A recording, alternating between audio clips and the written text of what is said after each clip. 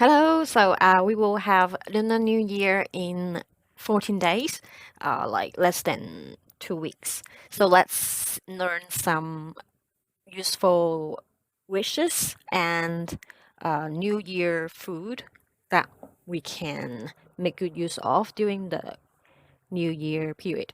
好, so this is 農曆新年 or 春節,農曆新年 Lunar New Year. 農曆新年 Okay, so this is important to know. 農曆新年 Okay, the word is not very big. So 農曆新年農曆 Lunar New Year. Lunar 新年 New Year. Okay, show you the romanization quickly. So why do I have this new idea for this new flashcards? Because one of my students, his name is Derek. So he wants to learn how to say some New Year wish to his friends and family. 農曆新年農曆新年 Okay, so let's see what we have today. 好，恭喜發財 Let's see. So all these with sound as well, so you can enjoy playing all of them. Audio on. I like show probably yes.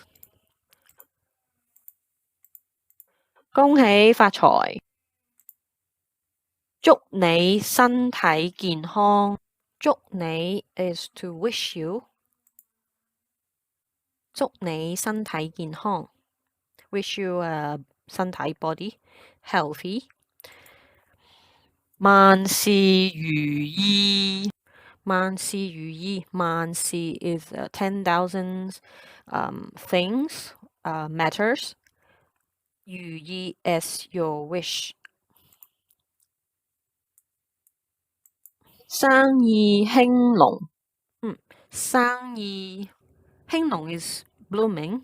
生意 is your business, like you're a businessman.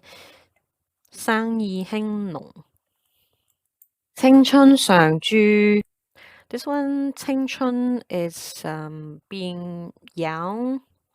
常駐 is always being young. Beautiful every year, always being young. 湯圓 This is what we Cantonese people would eat. 湯圓 is for not only New Year, also for Mid-Autumn Festival. Glutinous rice balls. 湯圓全盒 Oh, this is the idea of serving your friends or family members when they visit you. So you will take this 全盒 and then they can enjoy the candies.